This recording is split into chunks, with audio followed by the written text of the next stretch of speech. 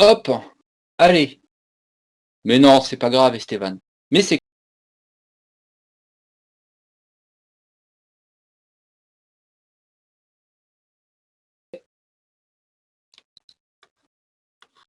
Ça fait 4, moins 2, ça fait 0. Même combat en dessous, mais là, je suis 1 fois 4, plus moins 1 fois 2, plus moins 1 fois 2. Et là, je me rends compte qu'à chaque fois, j'ai 3 fois le même calcul. Et donc, j'obtiens 0, 0, 0. Et là, je suis content, donc j'en déduis que phi de u donne ça. Donc, on a bien u appartient à quart de phi. Ok?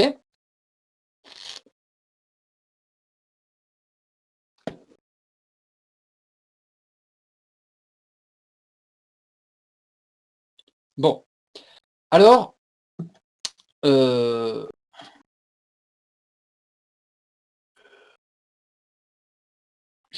voilà, j'ai une proposition. Alors maintenant, mon but, c'est de savoir... donc, je sais que... Par exemple, ça prend... Alors, ça prend... Bon, ben, ça me donne 1, 0,5, 0,5. Ça me donne ça, on est d'accord. Bon. Donc, je fais phi de 1, 0,5, 0,5. Ça va me donner... Ah, Mahmoud. Voilà. 1, moins 1, moins 1. 1, moins 1, moins 1. 1, moins 1, moins 1. 1, 0,5, 0,5. Et je fais le calcul. Lui fois lui, moins lui fois lui, moins lui fois lui. Ça fait 1 fois 1, moins 1 fois 0,5, moins 1 fois 0,5. Bon alors, idem, c'est le même calcul en dessous. Hein. Et là, qu'observe-je? Ça fait 1, moins 0,5, moins 0,5. Hein. Hein. Et là, oh là là, je suis hyper content. 0, 0, 0, 0. Ok. Donc là, le premier exemple, il marche. Maintenant, si je prends lambda égale... si je prends lambda égale 4, par exemple, qu'est-ce que je vais obtenir? Je vais obtenir lambda, alors 4 fois 1, 0,5, 0,5, c'est-à-dire 4, 2, 2. Est-ce qu'il marche, lui? Ben oui, il marche parce que c'est U. Donc, oui, il marche. Ok? Bon, donc là, il est fort à parier qu'ils marchent tous. Hein. Tous ceux qui sont sous la forme lambda, machin, ils vont tous marcher. D'ailleurs, si vous regardez bien, on peut très bien le démontrer. Si par exemple, j'ai lambda 1, 0,5, 0,5. Donc si le lambda, je le mets à l'intérieur, j'ai le droit. Hein. Donc ça donne lambda, 0,5 lambda, 0,5 lambda. Donc maintenant, si je fais 1, moins 1, si je multiplie par la matrice, si la matrice, je la multiplie par ce vecteur-là,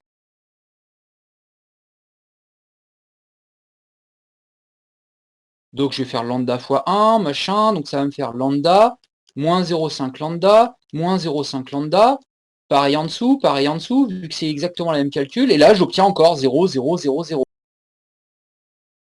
Ok, bah, donc tous les éléments de... tous les vecteurs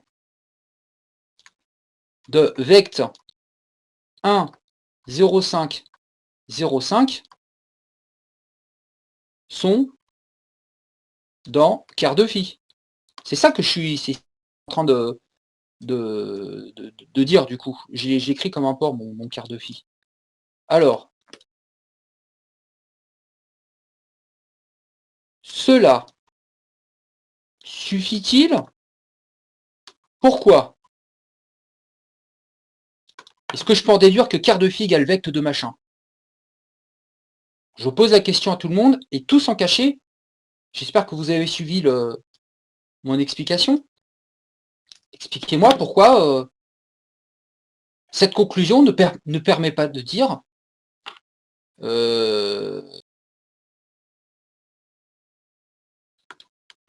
ne permet pas de dire que quart de phi égale vecte de 1, 0,5, 0,5. Pourquoi tout ce raisonnement qui est très correct, pourquoi il ne suffit pas à dire qu'on a ça?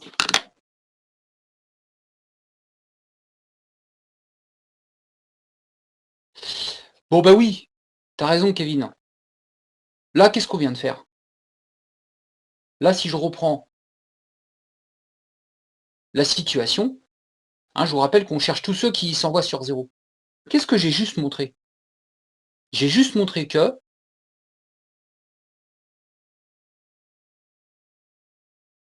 vecte de U, il était à l'intérieur du quart de phi. Mais si ça se trouve, t'en as d'autres qui sont dans quart de phi et qui sont passés entre les mailles du filet, qui ne sont pas dans vecte de U. Moi, je trouvais tous les éléments de quart de phi. J'ai juste dit que vecte de U était dans quart de phi et est inclus dans quart de phi. Je n'ai pas dit que vecte de U était égal à quart de phi. Si ça se trouve, il y en a à l'extérieur qui ne sont pas dedans. Eh bien, il se trouve que oui, il y en a à l'extérieur qui ne sont pas dedans. Allez, je vous donne un exemple. Testez 1, 0, 1. Testez-le, celui-là. Et observez qu'il est dans quart de phi.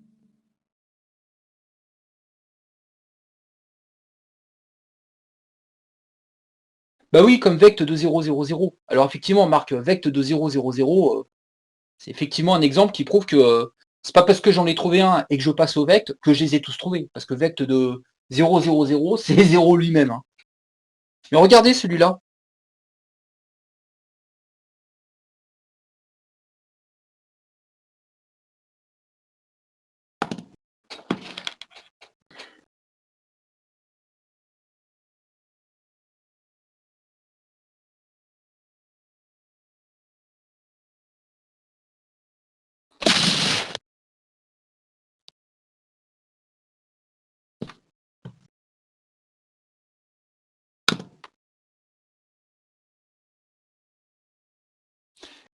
Est-ce que c'est de la forme vecte de 1, 0, 5, 0, 5? Ah non, manifestement pas. Là, j'ai le 1 ici, le 0, enfin... Et pourtant, si vous faites la matrice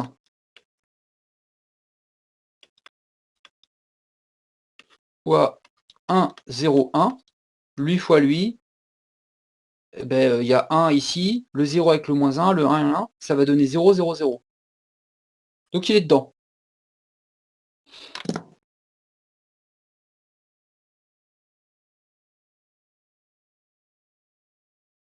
Bon, donc là il faut...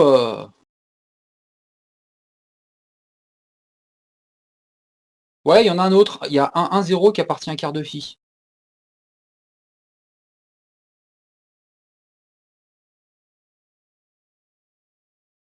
Bon, ben moi je voudrais savoir quart de phi ce qu'il vaut.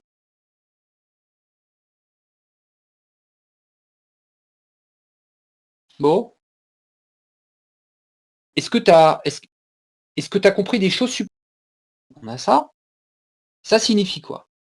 Ça signifie que phi de x, y, z égale 0, 0, 0. Bon, alors ben ça, je remplace par la matrice.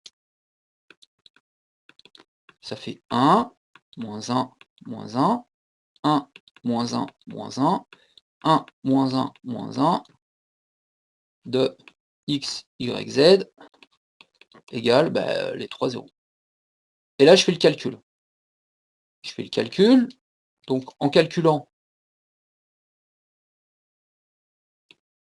ça me donne x, x fois 1, moins 1 fois y, moins 1 fois z. Donc, ça fait x moins y moins z, x moins y moins z, x moins y moins z égale 0, 0, 0. Bon, bah là, j'ai un système où j'ai 3 fois la même équation, quoi. Hein.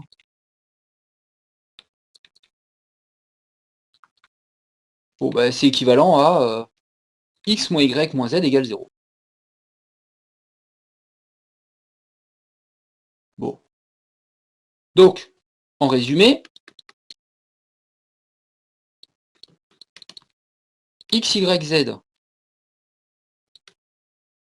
appartenant à quart de phi, c'est équivalent à dire que bon, bah, x moins y moins z égale 0. C'est-à-dire x égale y plus z. Bon. Alors, est-ce que vous êtes prêts à voir la suite? Donc là, regardez bien.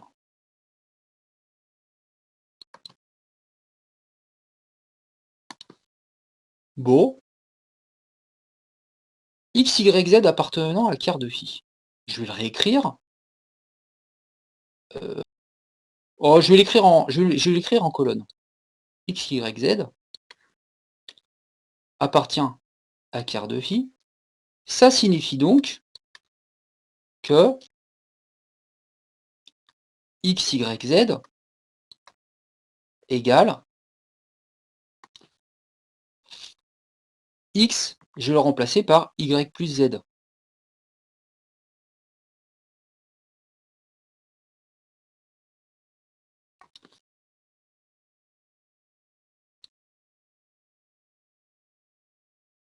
Ok? Et là, regardez.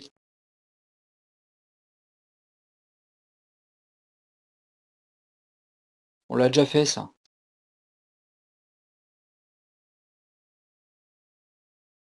Il faut mettre un vecteur qui contient, où il n'y a que des Y, un vecteur où il n'y a que des Z.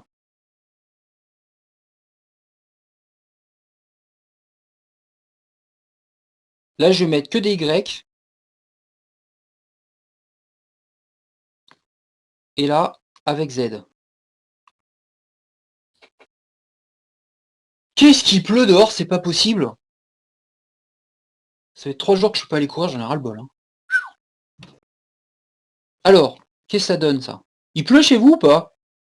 Bon, je demande pas à ceux qui sont à Montpellier ou Agde. Ceux qui sont Z. Bon. Mais pourquoi on fait ça, au fait? Pourquoi on fait ça? X, Y, Z, il appartient à quart de phi. Moi, ce que je veux, c'est une histoire de vecte. Hein. Ben là, regardez. Qu'est-ce que je peux faire ici, là? Qu'est-ce que je peux faire là? Et qu'est-ce que je peux faire ici? On fait sortir Y, on fait sortir Z. Je fais sortir Y, ça fait Y. Et ça va donner 1, 1, 0, yes, plus, et le Z, 1, 0, 1. Ok?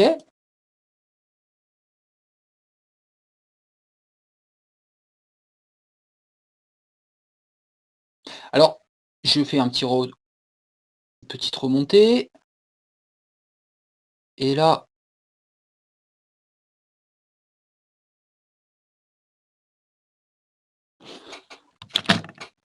je rappelle que vecte de VW,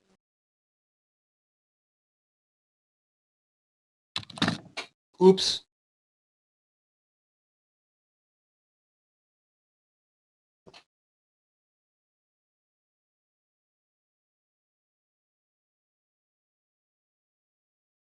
oh non, oh non, il va bugger.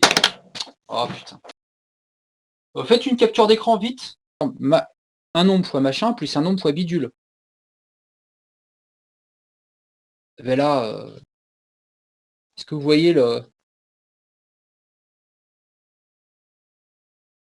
Qui va jouer le rôle de V? Là, vous voyez, si vous faites le parallèle entre ça et ça. Donc lui, Y, il va jouer le rôle de lambda, et Z, il va jouer le rôle de mu. Hein, donc lui, ça va être V, et lui, ça va être W.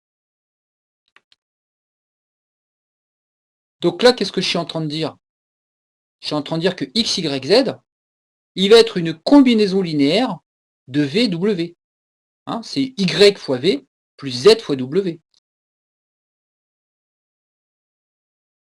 Égale Y fois V plus Z fois W. Et combinaison linéaire.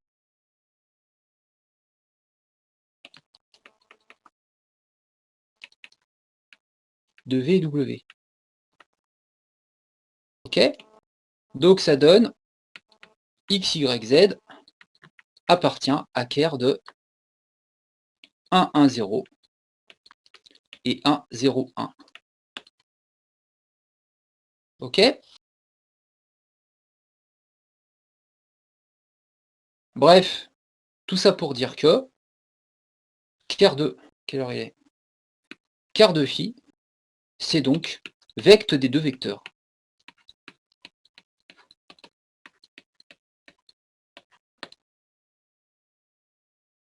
Alors, vérification.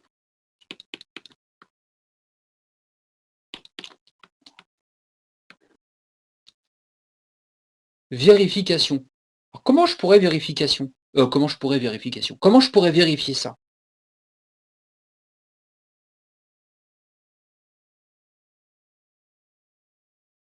Si par exemple...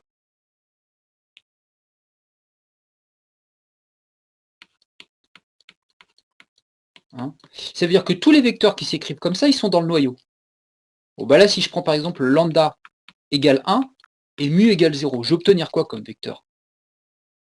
J'obtiens 1, 0, 1.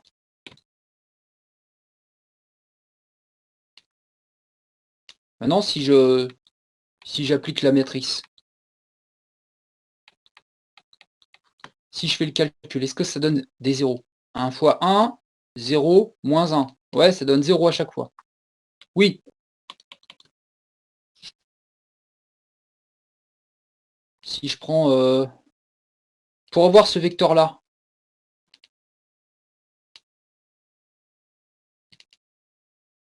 je prends lambda égale quoi et mu égale quoi?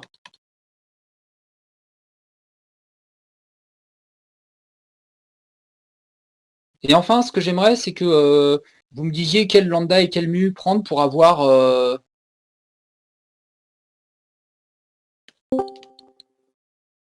ah.